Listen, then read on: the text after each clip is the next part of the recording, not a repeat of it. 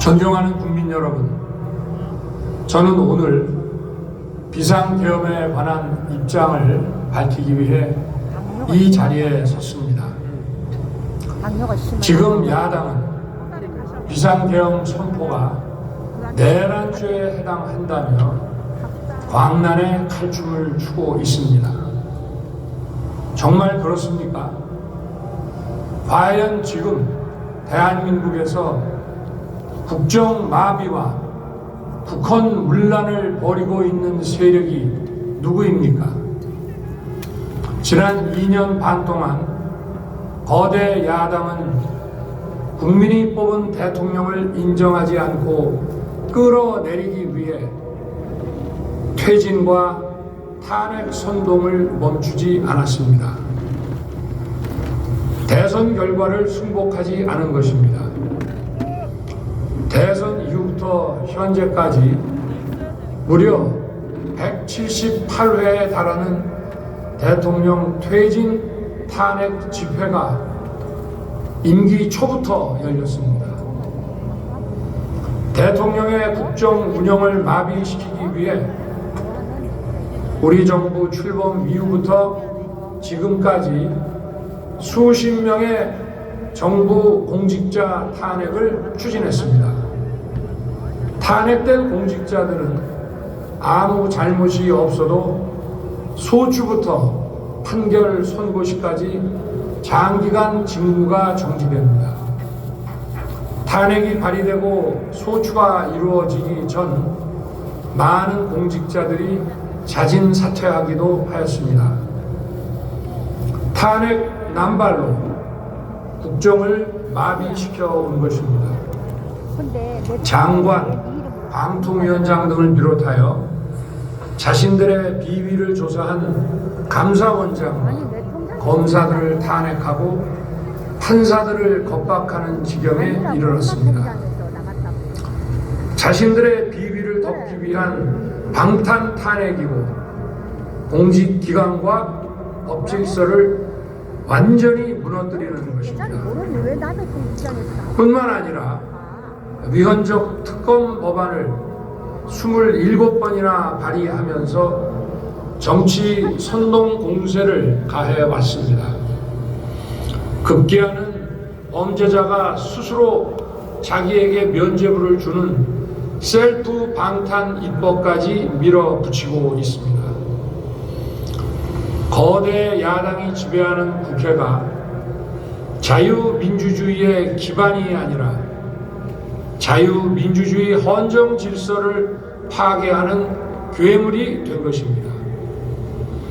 이것이 국정마비요 국가 위기 상황이 아니면 무엇이란 말입니까? 이것뿐만이 아닙니다. 지금 거대 야당은 국가 안보와 사회 안전까지 위협하고 있습니다. 예를 들어 지난 6월 중국인 3명이 드론을 띄워 부산에 정박 중이던 미국 항공모함을 촬영하다 적발된 사건이 있었습니다. 이들의 스마트폰과 노트북에서는 최소 2년 이상 한국의 군사시설들을 촬영한 사진들이 발견됐습니다. 지난달 40일에는 40대 중국인이 드론으로 국정원을 촬영하다 붙잡혔습니다. 이 사람은 중국에서 입국하자마자 곧장 국정원으로 가서 이 같은 일을 벌인 것으로 확인됐습니다. 하지만 현행 법률로는 외국인의 간첩 행위를 간첩죄로 처벌할 길이 없습니다. 이러한 상황을 막기 위해 형법의 간첩죄 조항을 수정하려 하였지만 거대 야당이 완강히 가로막고 있습니다. 지난 정권 당시 국정원의 대공수사권을 박탈한 것도 모자라서 국가보안법 폐지도 시도하고 있습니다. 국가 안보를 위협하는 간첩을 잡지 말라는 것 아닙니까? 북한의 불법적인 핵무장과 미사일 위협 도발에도, GPS 교란과 오물 풍선에도, 민주노총 간첩 사건에도 거대 야당은 이에 동조할 뿐 아니라 오히려 북한 편을 들면서 이에 대응하기 위해 고군분투하는 정부를 흠집내기만 했습니다. 북한의 불법 핵 개발에 따른 유엔 대북 제재도 먼저 풀어야 한다고 주장합니다. 도대체 어느 나라 정당이고 어느 나라 국회인지 알 수가 없습니다. 검찰과 경찰의 내년도 특경비, 특활비 예산은 아예 0원으로 깎았습니다. 금융사기 사건, 사회적 약자 대상 범죄, 마약 수사 등 민생침해 사건 수사, 그리고 대공 수사에 쓰이는 기묘한 예산입니다. 마약, 딥페이크 범죄 대응 예산까지도 대폭 삭감했습니다. 자신들을 향한 수사 방해를 넘어 마약 수사, 조폭 수사와 같은 민생사범 수사까지 가로막는 것입니다. 대한민국을 간첩 천국, 마약 소굴, 조폭 나라로 만들겠다는 것 아닙니까? 이런 사람들이야말로 나라를 망치려는 반국가 세력 아닙니까? 그래놓고 자신들의 특권을 유지하기 위한 국회 예산은 오히려 늘렸습니다. 경제도 위기 비상 상황입니다. 거대 야당은 대한민국의 성장 동력까지 꺼뜨리려고 하고 있습니다. 민주당이 삭감한 내년 예산 내역을 보면 잘 알 수 있습니다. 원전 생태계 지원 예산을 삭감하고 체코 원전 수출 지원 예산은 무려 90%를 깎아버렸습니다. 차세대 원전 개발 관련 예산은 거의 전액을 삭감했습니다. 기초과학연구, 양자, 반도체, 바이오 등 미래 성장 동력 예산도 대폭 삭감했습니다. 동해가스전 시추 예산, 이른바 대왕고래 사업 예산도 사실상 전액 삭감했습니다. 청년 일자리 지원 사업, 취약계층 아동 자산 형성 지원 사업, 아이들 돌봄 수당까지 손을 댔습니다. 산업 생태계 조성을 위한 혁신 성장 펀드, 강소기업 육성 예산도 삭감했습니다. 재해 대책 예비비는 무려 1조 원을 삭감하고 팬데믹 대비를 위한 백신 개발과 관련 R&D 예산도 깎았습니다. 이처럼 지금 대한민국은 거대 야당의 의회 독재와 폭거로 국정이 마비되고 사회 질서가 교란되어 행정과 사법의 정상적인 수행이 불가능한 상황입니다. 국민 여러분, 여기까지는 국민 여러분께서도 많이 아시고 계실 것입니다. 하지만 제가 비상계엄이라는 엄중한 결단을 내리기까지 그동안 직접 차마 밝히지 못했던 더 심각한 일들이 많이 있습니다. 작년 하반기 선거관리위원회를 비롯한 헌법기관들과 정부기관에 대해 북한의 해킹 공격이 있었습니다. 국가정보원이 이를 발견하고 정보 유출과 전산 시스템 안전성을 점검하고자 했습니다. 다른 모든 기관들은 자신들의 참관하에 국정원이 점검하는 것에 동의하여 시스템 점검이 진행되었습니다. 그러나 선거관리위원회는 헌법기관임을 내세우며 완강히 거부하였습니다.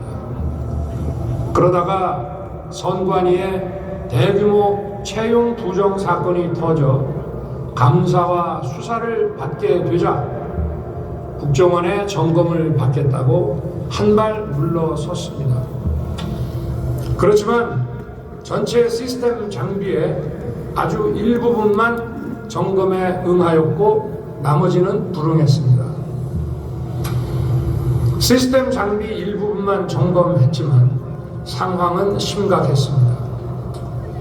국정원 직원이 해커로서 해킹을 시도하자 얼마든지 데이터 조작이 가능하였고 방화벽도 사실상 없는 것이나 마찬가지였습니다. 비밀번호도 아주 단순하여 1, 2, 3, 4, 5 같은 식이었습니다. 시스템 보안관리 회사도 아주 작은 규모의 전문성이 매우 부족한 회사였습니다. 저는 당시 대통령으로서 국정원의 보고를 받고 충격에 빠졌습니다.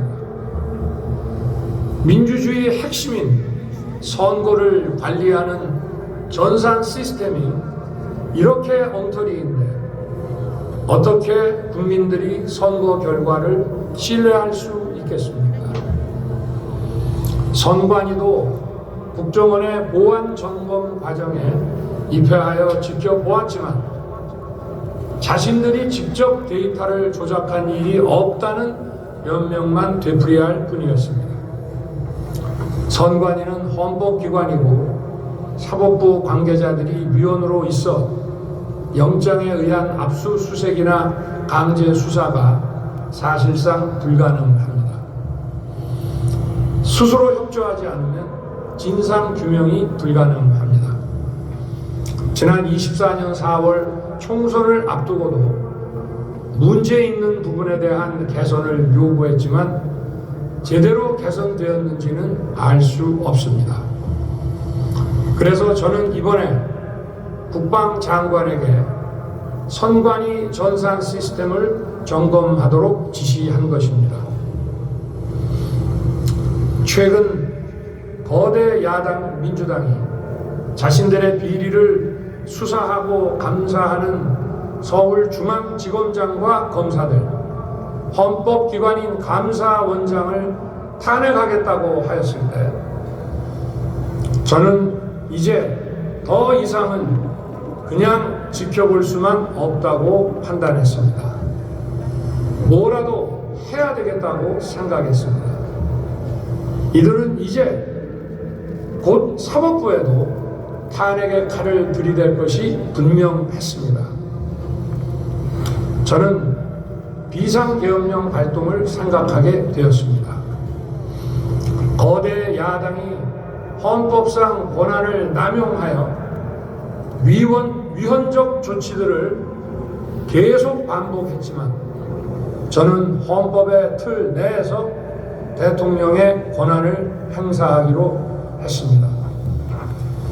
현재의 망국정 국정마비 상황을 사회교란으로 인한 행정사법의 국가기능 붕괴 상태로 판단하여 계엄령을 발동하되 그 목적은 국민들에게 거대 야당의 반국가적 해악을 알려 이를 멈추도록 경고하는 것이었습니다.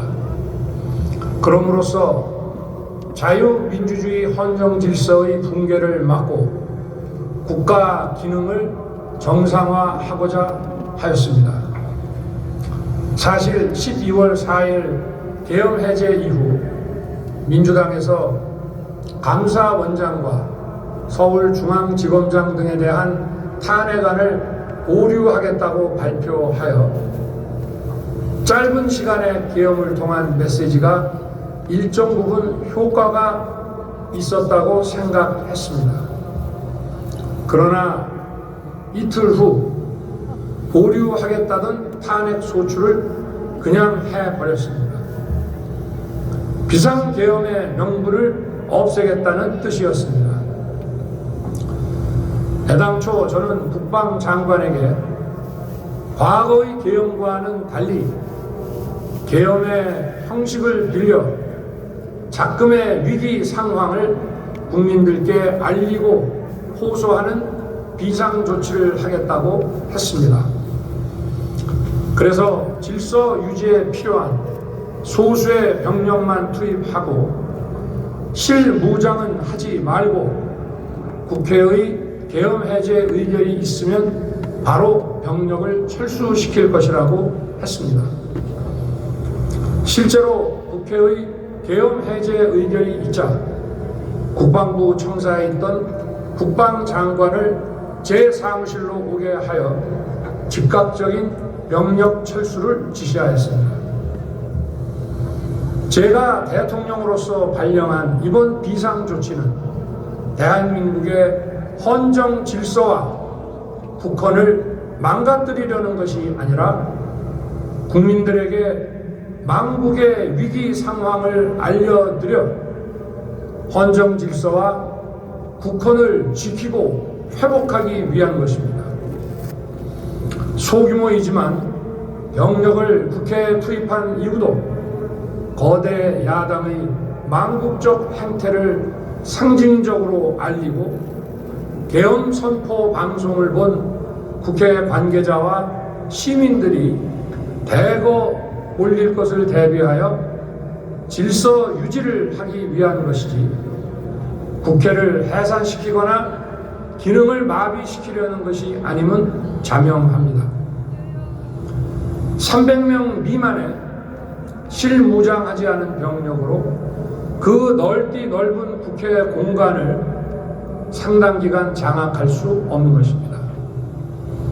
과거와 같은 계엄을 하려면 수만 명의 병력이 필요하고 광범위한 사전 논의와 준비가 필요하지만 저는 국방장관에게 계엄령 발령 담화 방송으로 국민들께 알린 이후에 병력을 이동시키라고 지시했습니다.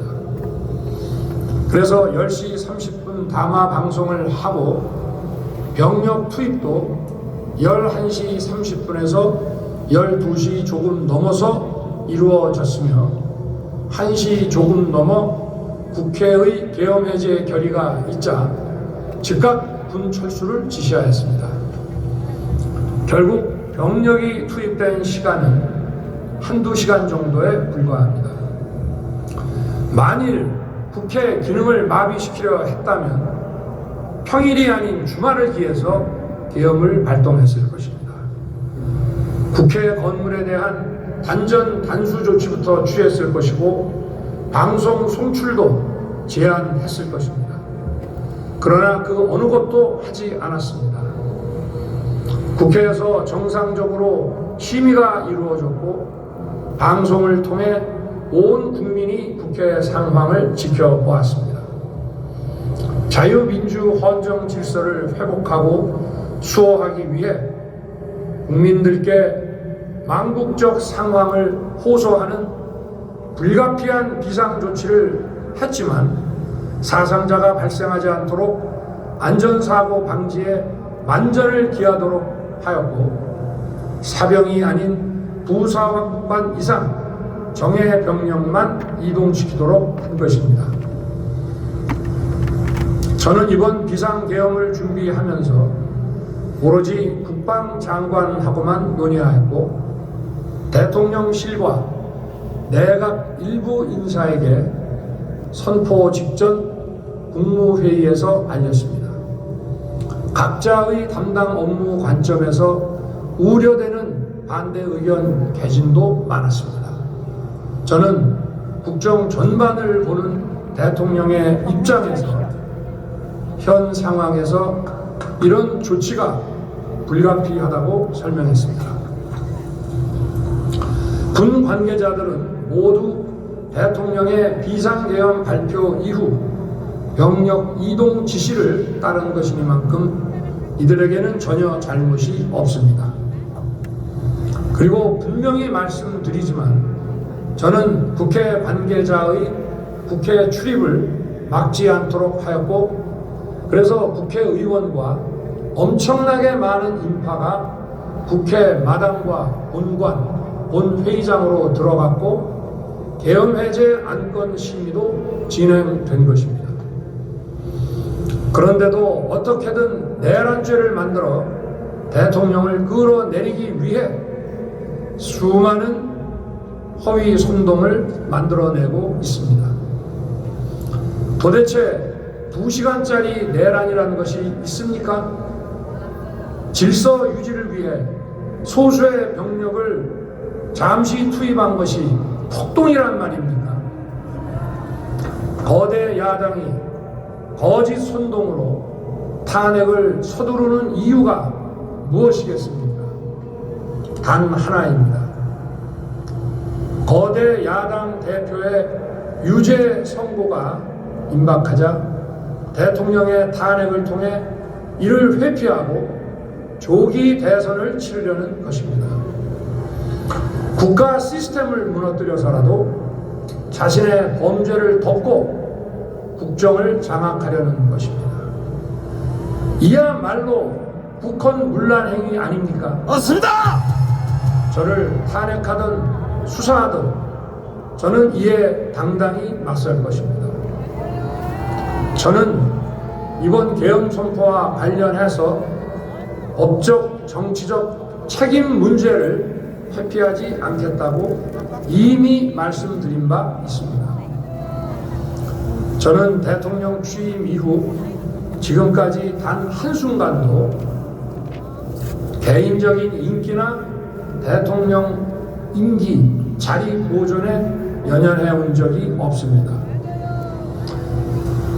자리 보존 생각만 있었다면 국헌문란 세력과 구태여 맞서 싸울 일도 없었고 이번과 같이 비상계엄을 선포하는 일은 더더욱 없었을 것입니다. 맞습니다.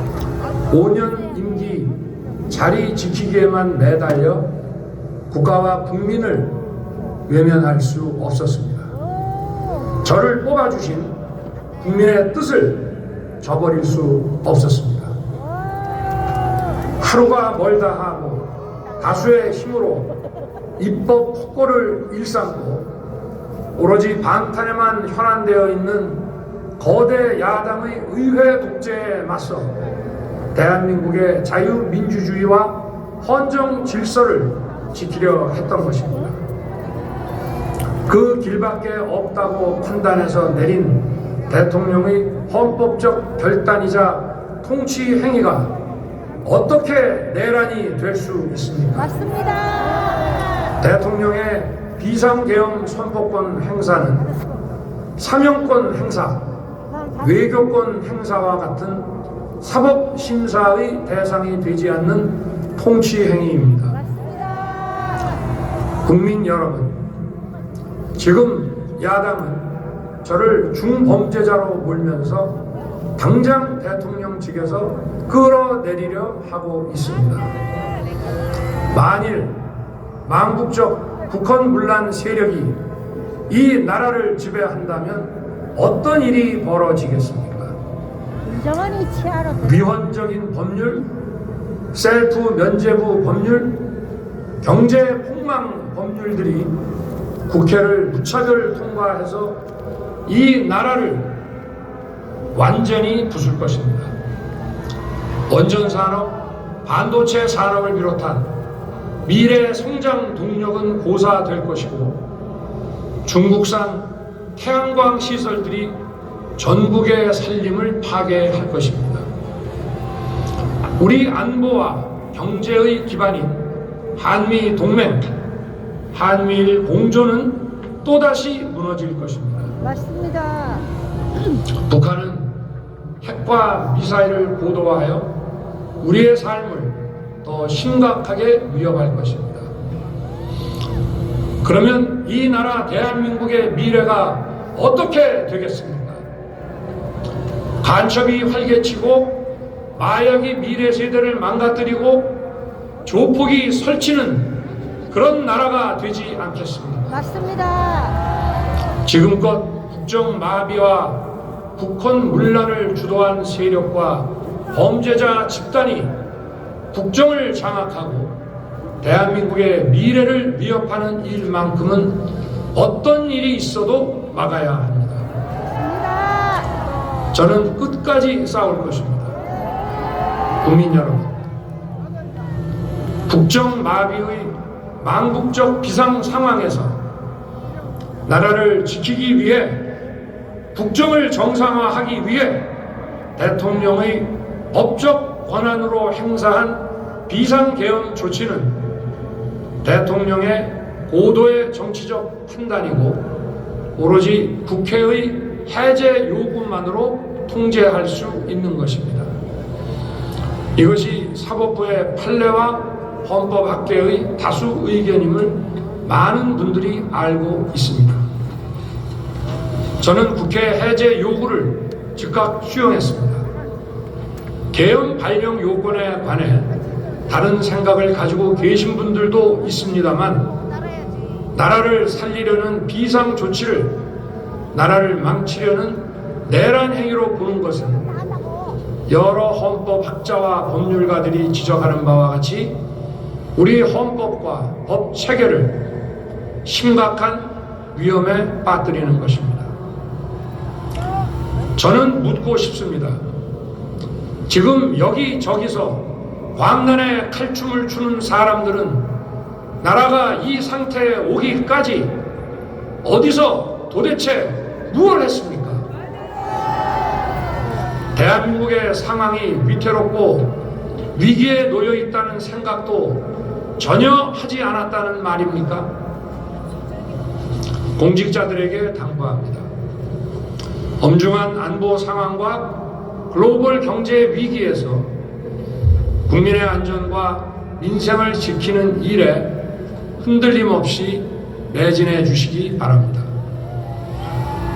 국민 여러분, 지난 2년 반 저는 오로지 국민만 바라보며 자유민주주의를 지키고 재건하기 위해 불의와 부정, 민주주의를 가장한 폭거에 맞서 싸웠습니다. 피와 땀으로 지켜온 대한민국, 우리의 자유민주주의를 지키는 길에 모두 하나가 되어 주시길 간곡한 마음으로 호소드립니다. 저는 마지막 순간까지 국민 여러분과 함께 싸우겠습니다. 짧은 시간이지만 저는 마지막까지 이번 계엄으로 함께 싸우겠습니다. 놀라고 불안하셨을 함께를 빼고 국민 여러분께 다시 한번 사과드립니다. 사과 안 해도 됩니다. 국민 여러분에 대한 저의 뜨거운 충정만큼은 믿어주십시오. 아멘. 감사합니다.